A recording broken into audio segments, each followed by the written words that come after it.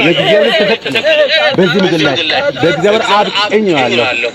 ሊጠየቅ ነው ያለው። እግዚአብሔር ይጠይቃል። እሱን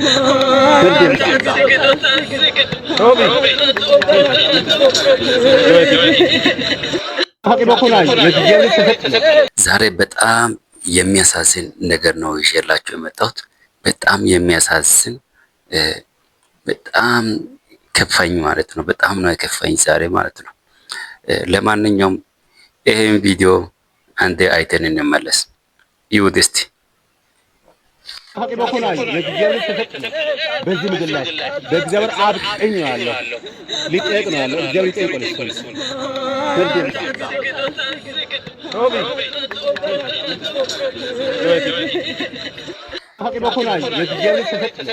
በዚህ ምድር ላይ በእግዚአብሔር አብ ቀኝ ነው ያለው። ልክ እንዳያችሁት ነው። ይቺ እናት ሁሌ የሚታለቅሰው አንድ ነገር አለ። አጋጣሚ ከዚህ በፊት አንድ አካባቢ ታልፋለች። እሷ ሲታልፍ ሁል ጊዜ በመንገዷ ላይ የተቀደደ መጽሐፍ ቅዱስ ታገኛለች። ሁሌ የተቀደደ መጽሐፍ አንድ ገጽ፣ ሁለት ገጽ ሁሌ ታገኛለች። ከዛ ልጆቹ ከቤተ ክርስቲያን እየተመለሱ ሊጥሉ ይችላሉ እያለች አንዳንድ እያነሳች ወደ ቤቷ እየወሰደች ነበርና ቆይታለች እንደዛ እያደረገች። ከዛ አጋጣሚ አንድ ቀን አሁን እሷ የሰበሰበችው በቁጥር ወደ 50 ገጽ ይሆናል። መጽሐፍ ቅዱስ ገጽ ማለት ነው። 50 ገጽ አንዳንድ እየወሰደች በየቀን አንዳንድ ገጽ፣ 2 ገጽ፣ 3 ገጽ እንደዛ እየወሰደች እሷ የሰበሰበችው ወደ 50 ፔጅ 50 ገጽ የሚሆን መጽሐፍ ቅዱስ ገጽ አለ ቤቷ ላይ ማለት ነው። ምንድነው ሁሌ እየሄደች በቃ ህፃናቶች አጋጣሚ ጥለውት ይሆናል እንደዛ አይነት ሀሳብ ነበራት እና አጋጣሚ በጣም በጣም አስነዋሪ ነገር ነው ወላይታ ሶዶ ላይ ሰሞኑን የተደረገው። አንድ ግለሰብ ወላይታ ውስጥ ቆቆር ነጋዴ ነው። ቆቆር ነጋዴ ነው። ልክ እዚህ ጋር እንደሚታየው ቆቆር ነጋዴ ነው። ቆቆር ይሸጣል። ግን ቆቆሩ በፌስታል አይደለም የሚሰጠው ለልጆቹ ሲሰጥ ሁሌ መጽሐፍ ቅዱስ ይህን መጽሐፍ ቅዱስ ሰማይን ምድርን የፈጠረ ይህን መጽሐፍ ቅዱስ ሁል ጊዜ እየቀደደ ለልጆቹ እየሸጠ ቆይቷል ማለት ነው። አንድ ጊዜ በአጋጣሚ ወላይታ ውስጥ ተገኝቷል፣ ተይዟል።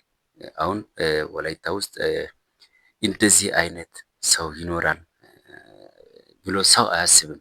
ሰው እንደዚህ አይነት ሰው ይኖራል ብሎ አያስብም።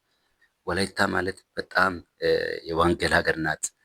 ወላይታ ውስጥ ትላልቅ አባቶች አሉ፣ የወንጌል አባቶች አሉ፣ ትላልቅ ዘማሪዎች አሉ፣ ትላልቅ የእግዚአብሔር ሰዎች፣ የእግዚአብሔር ቅናት ያላቸው ሰዎች አሉ ወላይታ ውስጥ።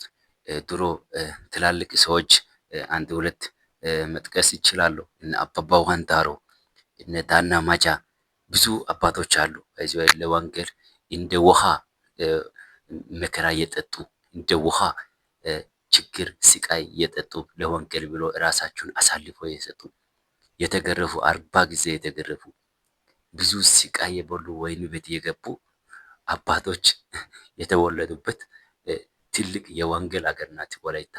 በዚህ ወንጌል ሀገር ላይ እንደዚህ አይነት አስነዋሪ ነገር መደረጉ በጣም በጣም ከባድ ነው። ስለዚህ በጣም ስላሳዘነኝ ነው ይህን ቪዲዮ የሰራሁት። በጣም የሚያሳዝን ነው። እንደዚህ አይነት ነገር ተደርጎ አያውቅም ወላይታ ውስጥ። ተከባብሮ የሚኖር ህዝብ ነው ወላይታ። ሙስሊም ከፈንጤ ጋር፣ ፈንጤ ከኦርቶዶክስ ጋር፣ ኦርቶዶክስ ከሐዋርያት ጋር አንዱን አይነካም። አንዱን የአንዱን ሃይማኖት አይነካም። ሁሉም ተከባብሮ የሚኖርበት ወላይታ ሀገር ላይ እንደዚህ አይነት ግፍ መሰራቱ በጣም የሚያሳዝን ነው። በጣም የሚያሳዝን ማለት ነው። ወላይታ ውስጥ ችግር እንዲፈጠር ሆን ብሎ የተደረገ ነገር ነው ይሄ ነገር። ስለዚህ የወንጌል አማኞች ሁላችሁም ይህን ቪዲዮ ሼር አድርጉ። ይህን ቪዲዮ ለብዙዎች እንዲደርስ ሼር እያደረጋችሁ ለብዙዎች አድርሱ። ምንም ቢሆንም ጳውሎስ እንዳለው ጳውሎስ ሲናገር እኛ ብንታሰርም ወንጌል አይታሰርም ነው ያለው። ስለዚህ ወንጌል አይታሰርም፣ ወንጌል አይጠፋም። ወንጌል ሁሌ የሚኖር ነው።